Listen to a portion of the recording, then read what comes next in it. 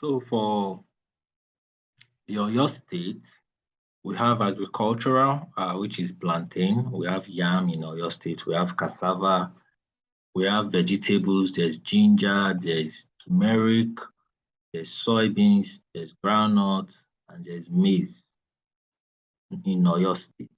So Oyo State has a lot of tuber crops, especially whatever they know, whatever that can be harvested in the soil. So Oyo State has those. A lot of tuber crops or tuber produce like yam, like cassava, then ginger, then turmeric also do very well around there. Then groundnut also do very well there. Potato, um, there's potato, onions also do very well in Oyo State because of the kind of soil that they have, especially in the Oke-Oyo, Oke-Ogun areas of that state. So they have a lot of it. So Oyo State is still like one state in Southwest where you can plant whose soil supports a lot of export crops. Also, you get cashew from Oyo State. You get cashew in Oyo State. You get mango in Oyo State. You get mango in Oyo State. Very, very good mango. You can export mango as in its dried form. You remove the seed and the back is dried. Mostly oven dried, so it might involve like one or two machines in drying it for export, which is used as maybe fruit mix, um, or added to chips. It's also used for flavors, and for some companies they convert it back into fruit juice. So the advantages in processing something like mango is just the machinery. So most times Nigerians use fabricated machines, and because the fabricated machines are not made from stainless aluminum, it affects the processed product. So maybe you start seeing some colors on the final product, or you start seeing some, and because of that, uh, it could affect the quality of the product in the long run. So in Oyo State, you have a lot of goats, poultry products, and cattle. Also, because Oyo State is very close to, shares a boundary with Kwara State, and so you have a lot of cattle flowing down from the north through Kwara State Oyo State, into Oyo State. And the volume of goats you can get there also is high. So if you are going into goat milk and those kind of products, you can uh, check out Oyo State also. You can check out Oyo State. Okay, I wanted to put farmers in Oyo State, not Ogun State. So farmers in Oyo State are supposed to be more focused on exportable crops like soybeans and ginger. Ginger does very well in Oyo State, but not all farmers around there knows that they can plant ginger, and because ginger it also functions like tuber crops, and that have to come out in the ground, in the soil. So just like turmeric, groundnut, yam, cassava, and all that. So it does very well in that area also. So if you have land, expanse of land there, all you have to do is to calculate, like, okay, how many acres of land can give you a ton of this product, a tonnage, so that can help you to calculate whatever you want to do, and you can use that to plan your inputs and the expected output that you want export or that you can export. And most of these agricultural commodities also, once you've prepared them for export, they might not even spoil like in the next 6 months, 7 months, even 1 year, 2 years. So depending on how prepared that you are. So it's not an investment that you can lose money on immediately. So it's something that you can still get. It's something that you can still get your money on, even in the long run, even when you don't export it immediately after processing or after harvest. So then there's Ondo State. Ondo State has a lot of cocoa beans also. The three major areas where you get cocoa beans in Southwest Osun State, or Ondo State and Ekiti. So in those three areas, you have a lot of cocoa beans coming out of there. So you have planting in Ondo also, there's cassava, there's vegetables. The soil is also good for soybeans, groundnut, and maize also in Ondo State. So you have the kind of crop like cocoa beans that you can get from there. When you go to Ondo, Akure, and all those areas, get a lot of cocoa beans from there. So it might be your own farm. It might be a farm that you bought that already has cocoa on it. It might be something that maybe you are the one that actually planted it, or maybe you just have to source it from the farmers in the state. So that might be the case also.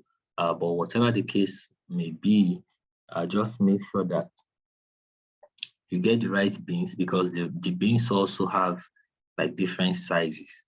So you want to look at the beans, the size, the coloration, to know the best quality that you are supposed to actually pack or send out, either as sample or as the main product itself. Then in Ondo State, they also have cattle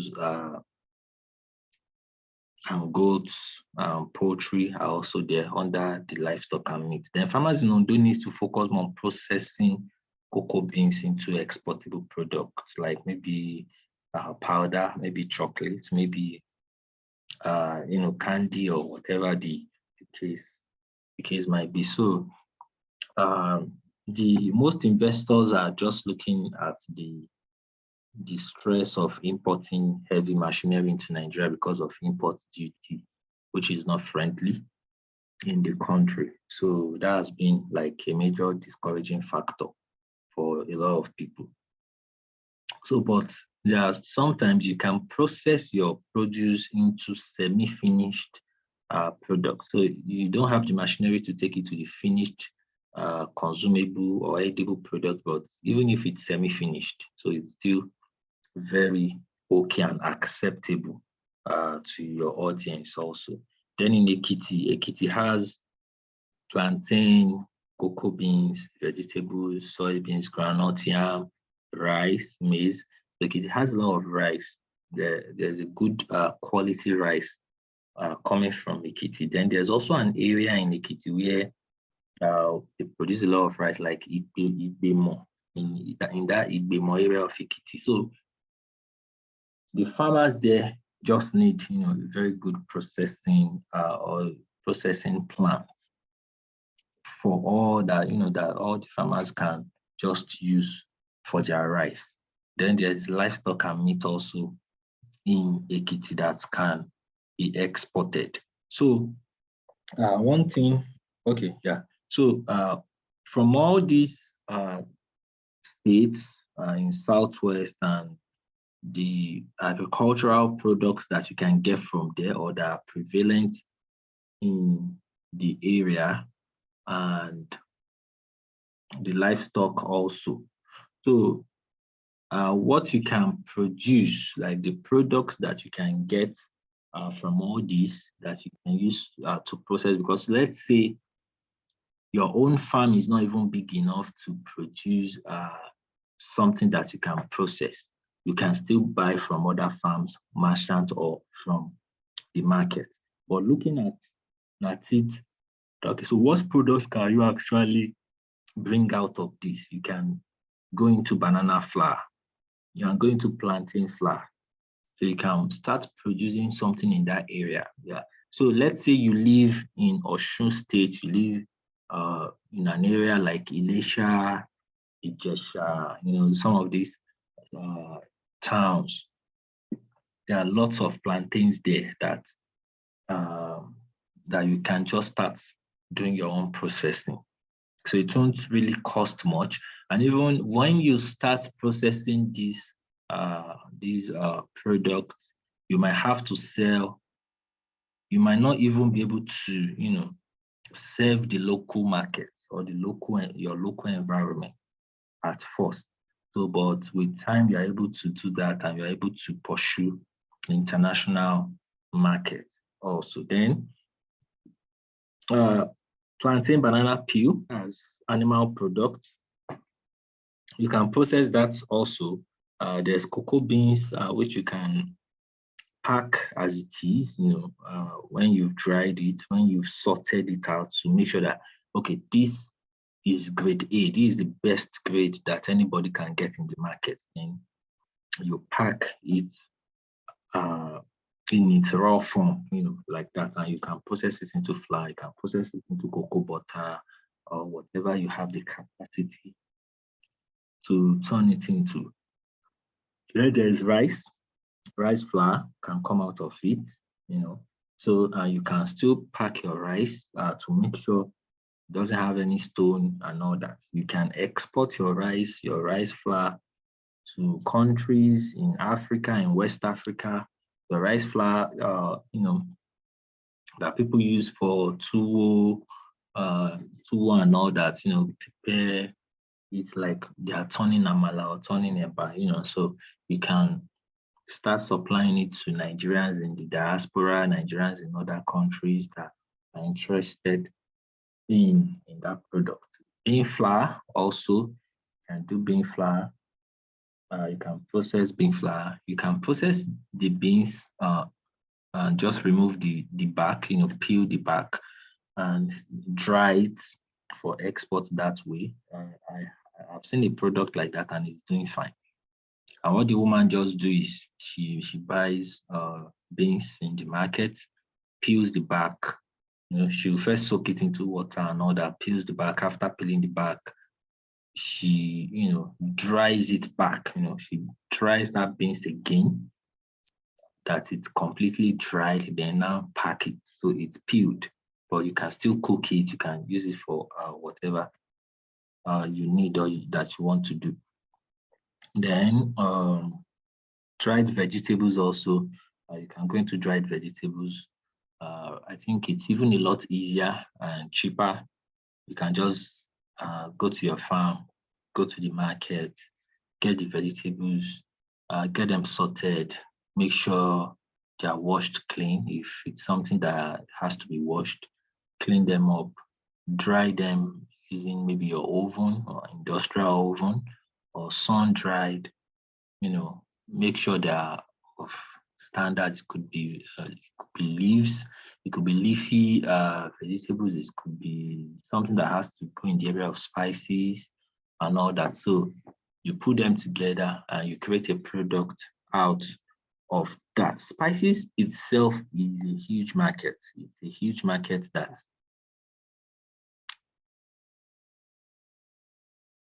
you can actually go into to start making your own product. So, and spices sells in the Asian market more, even though, yes, Nigerians around the whole world, they buy a lot of our spices because the way we use our own spices here is really different from, the spices you get over there. And sometimes in some countries, the cost of buying spices there is actually very high that when you calculate how much you spend, bringing in spices from Nigeria to your country, it's actually better.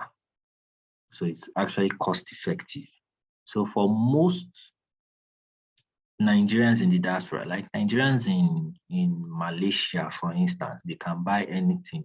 In fact, they buy everything from Nigeria because it's cheaper. Even when you compare everything, the cost and amount is still very cheap from how much you get the same product in the supermarket over there. So they are even the one, begging, looking for people that are reliable, that they can be ordering things from in Nigeria. So one thing about, when you are doing this kind of business, once people trust you, once a community starts, trusting you, you can have 4, 5, 10 Nigerians, Africans in that particular neighborhood, in that particular community, and you are the one supplying them everything that they consume, that they're eating. So there's a YouTube class I would like you to listen to, how to commercialize locally produced food products, locally produced and branded food products for the international market. That's the one I try to just put the picture around here. So it's good. It's a class taken by someone who she's actually my mentee. She attended on one of our master class about 2-3 years ago, and she has been doing so well in the business that she has her own product. She has her own product that I don't even know how she made, it. So there might be 1 or 2 people here that you have your own product idea. Maybe you have these special spices that you've been thinking in your head. You want to grind crayfish. You want to grind crayfish into powder, then add 1 or 2 other things to it, and make a product out of it. You want to take locust beans and you want to just turn it into something that will be unique, that when people eat it, they are like very happy consuming it or eating it. So you might have your own idea like that for products that are even coming out from your farm. So that's very acceptable. That's very acceptable, and that's why I want you to listen to that class, because the class explained how you can do something in that area. So there are several operational structures in Southwest, in Lagos. You have offices of Nigeria Export Promotion Council, NEPC, in Lagos, in Ibadan, most majorly every state in the country, but for some other organizations, you don't have that around. You only have it in Lagos, then maybe in Abuja, then maybe in Port Harcourt or Delta State, So maybe in Kano also, you have something like that, because Kano is also a major economic hub in Nigeria. So you have customs, they are there, the CAC, in case you are just starting out and you want to structure things out. Now you want to register your business and all that. So in registering business, note that you don't need to register, you don't need to have a registered business to actually start exporting your crops or your food products and all that. So if you are exporting small scale, that all you are doing is 5 kilogram, 10 kilogram, 50 kilogram, 500 kilogram, 1 tons through air freight, as long as whatever you are shipping is through air freight, you don't need to have a registered business. If you like, you can, and if you like, you can just do what you are doing with your own personal account, with your own personal bank account. So your client's paying there, you withdraw, you do whatever you want to do, and and you send out goods. So you also have NACIMA and FIRO and SGS. So NACIMA is just like an organization that gives you the certificate for your certificate of origin for your product, that just certifies that this shipment you are making, the product is coming from Nigeria.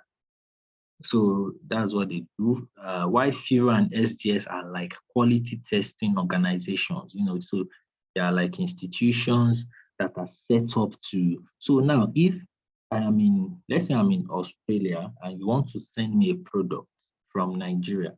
So you told me, oh, this product is dried. It's very dried. In the next 2 years, it's going to be the same. Then I'm in Australia and I'm having my doubts, and I'm saying that no, I don't think so with what I'm seeing or with the picture you sent me.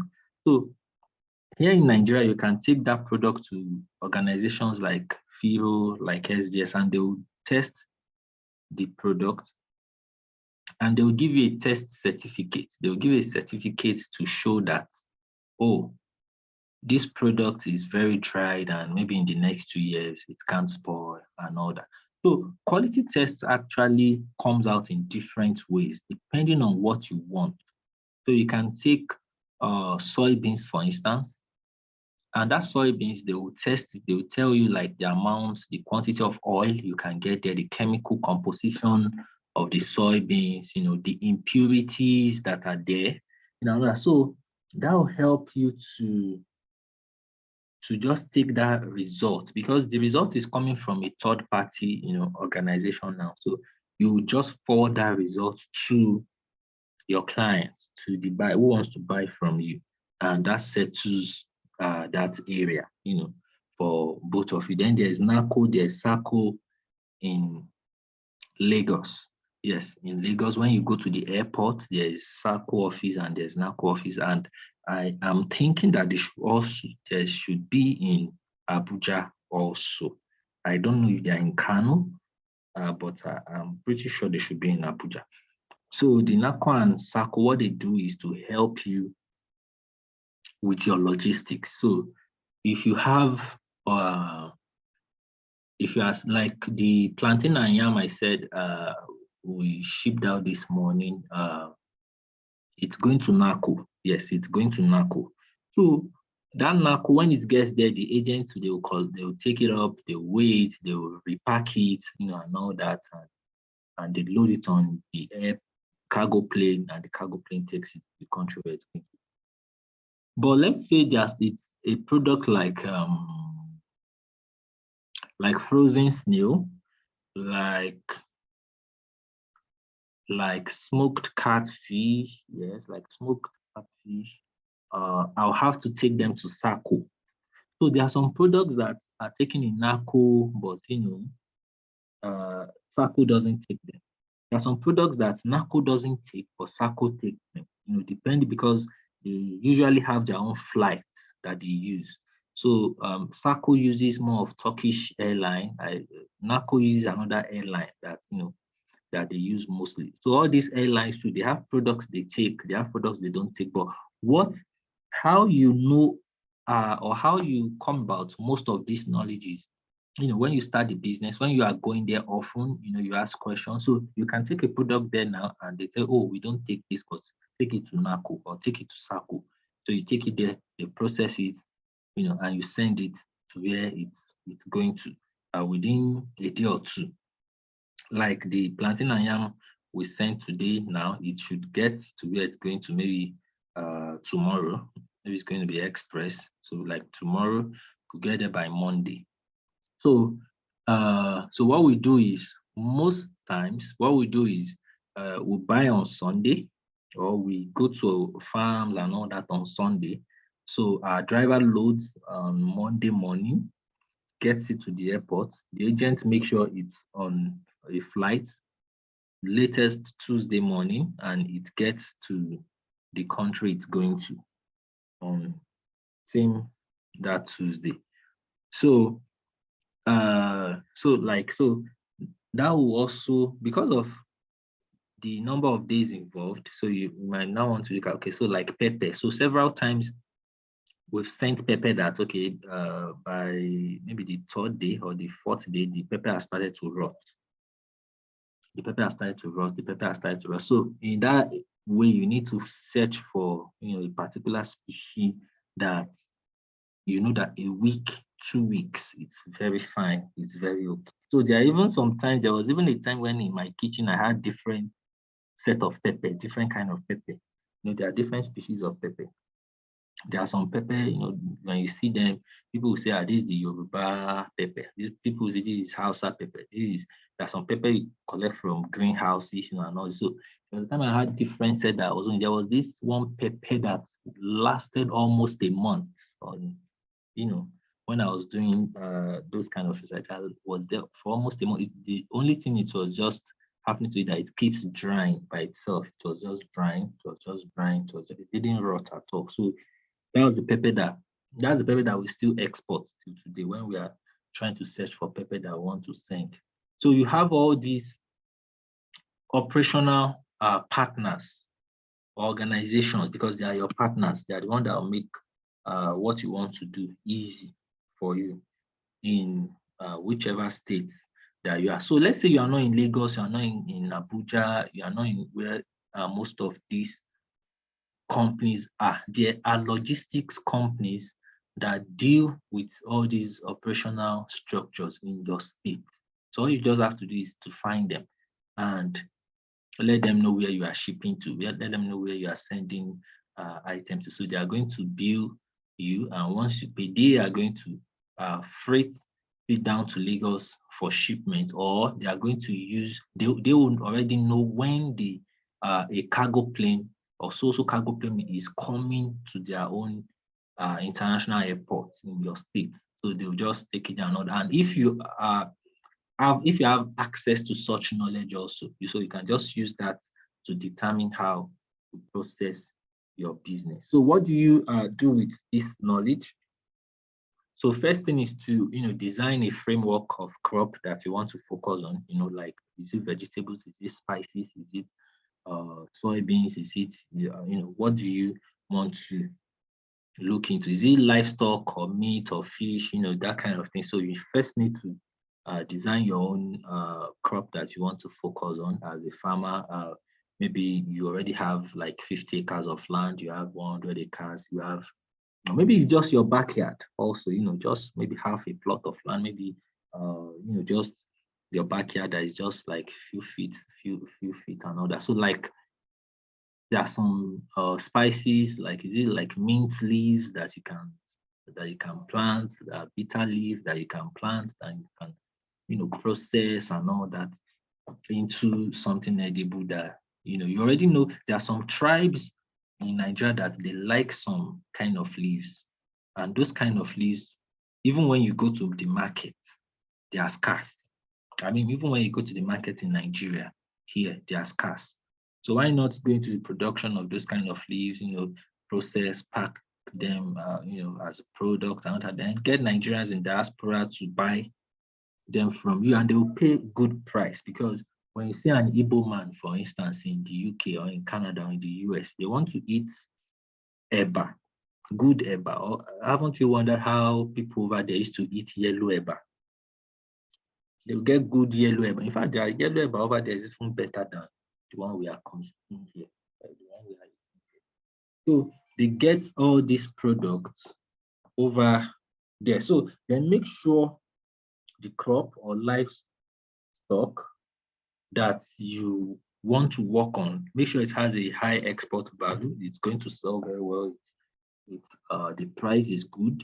You can do your calculation on how much it's going to cost you to produce, how much it's going to cost you to process, pack, and all that. What it's going to cost you to deliver it to the port, for it to get to where it's actually going to, and the kind of profit that you are going to make on it. So how profitable it's going to be. So you have to also make sure you have all that on ground. Then you research your environment, nearness to port, these operational partners that you need that will make your business very feasible and smooth running. So you have to research that, because not everybody is in Southwest, not everyone is in Lagos, not everyone is in, so you have to put that into consideration. Then you have to put your structures into place to attract the right export buyer. So like I try to summarize our previous class, you have to put that structure that helps you communicate, that helps you market, that helps you advertise every day when it comes to finding the right export buyers for your produce, for your product, because getting the buyers is an everyday work, is a day-to-day job. It's not something you just wake up one day and say, oh, I'm looking for buyers, I'm searching for buyers. So already you must, even before you start your farm, no matter how short the time frame is going to be, maybe a week, maybe 2 months, maybe a month, maybe you are planting vegetables, you are looking at vegetables, it's going to just take you a month of production. You still have to make sure that you make the right people know when it's going to, come out and when they can buy from you. Then you have to schedule your farm process and journey and all that to make sure that everything is in place. To make sure everything is in place for you, then okay. So that's our last slide. Someone is raising up a hand or his hand. Olamide. Okay, I'm taking in questions now. So if you have any question, you can ask.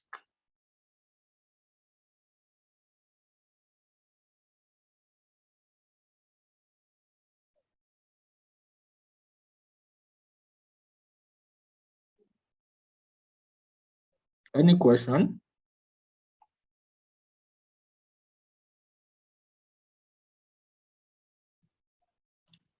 Any question?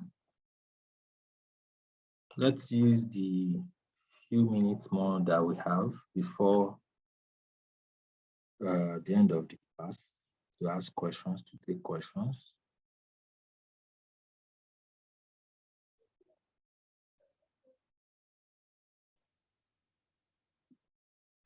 I think you are muted though.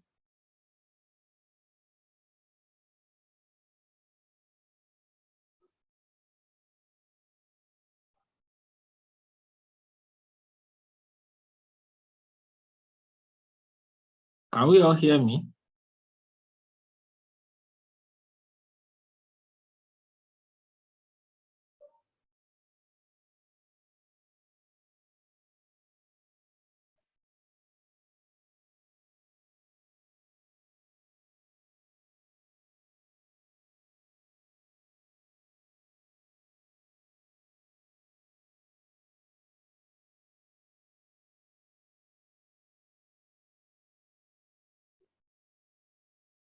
Okay, what are the crops that have high exportable value and livestock? Okay, I already mentioned dried split ginger. I already mentioned dry split ginger. So, like, if you are planting dry ginger, for instance, for export, by the time you do your processing and make it dried and splitted, it has a high export value. You can sell a ton as high as $5,000 from Nigeria. You can sell as high as 4, 5, 6, especially now that it's even a little bit scarce in the market. So you can sell for that. Then if you are selling cosmetic products like shea butter, if you are exporting shea butter, if you are exporting cocoa butter, shea butter, you can export shea butter as high as $10,000 a ton. Cocoa butter, you can do that same rate or even higher than that. Then I also mentioned soybeans, that soybeans, though not very high in monetary terms, but it has a very high turnover because there's lots of buyers, lots of manufacturing companies, procurement managers going for soybeans that usually need soybeans for in their factory, for production of different products. So you can have people requesting for 1 million tons of soybeans, 500,000 tons of soybeans. So that's one thing about soybean. But when you are looking for something that can cost in terms of the pricing or in terms of the value, dry split ginger is good, cocoa butter is good. Something like processed cassava chips, it's also very good if you have the machinery and the equipment to put into place, or maybe you can even get some people to process it for you, for your clients. Then there is also processed cashew nuts. So one thing with high exportable value is that you have to take your raw products or your harvested products, you have to do some little bit of processing to it for it to get uh,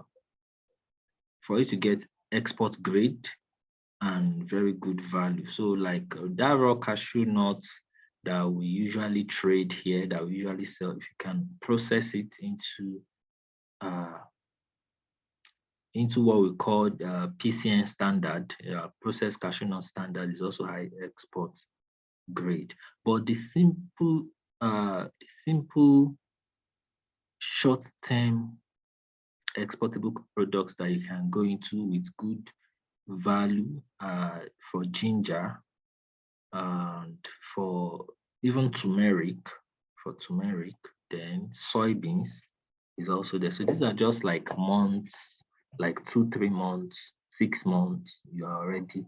And then if you have cassava on your farm, if you are planting cassava like maybe like 100 acres of cassava, 200 acres, that kind of thing, you can find the right machinery to convert your cassava into chips. So the value is also very high when you get the right company or individuals that want to buy that. Then there are some agricultural commodities that we have that they have high exportable values. Like we met them that way, like cocoa beans, and that kind of thing. So those ones are still there too. Then for livestock, well, when it comes to livestock is a little bit dicey at the moment because all other countries protect their own farmers. So they can allow you bring in grains, they can allow you bring in different agricultural products because they need food, and all that. But when it comes to livestock, meats, and all that kind of thing, they don't really accept it. So it's not really accepted that much. So the things that you can export dried snail, frozen snail, well, for fresh snail, you can't really do fresh snail. Well, with the right certificate from the port, you can export fresh snail also. You can export fresh snail. So they will just make sure that the container you placed it in, is the kind of container that the snails can't slip out of it and it's airable and all that. So you can export fresh snail, but you need a health certificate and an animal health certificate from Nigeria Agricultural Quarantine Services at the port there. They will get it for you at the port there. So you can export fresh snail, frozen snail, dried snail. You can export smoked catfish, or let me say dried catfish, not smoked. Like one of my mentees do a lot of exports of these fish. Permit me to call it in Yoruba. They used to call it eja panla. That eja panla that they used to smoke, they smoke it on the road and all that. That fish, in fact, I don't even know how she does it. I'm just thinking about it now because I know she still exports this. So, and she can do that in a week. She can do up to 100 kilograms of it. That's just one single item. So she does a lot of other things, but in a week, the thing I see that she does, because I still see her doing it this week. I still see her doing it. So she does that every week. That fish, I don't know who she's supplying, but they buy it from her like in large volume. She will even be doing videos, telling people that she did the type you buy, that's the type you buy. So that's that. Then what are the requirements to process? Just go to the website. NEPC has a website, nepc.gov.ng. Just go to the website. You pay on that website also. You download your certificate there also. Just even if you want to renew, just do everything on the website. So if you are doing it on the website, you shouldn't even spend up maybe 20,000, or I don't know if it has gone up now, but it's around that price. I'm going to open the WhatsApp group because we have less than a minute. So all other questions can come in from the WhatsApp group, at least for today and tomorrow. I'll take questions. Then next week,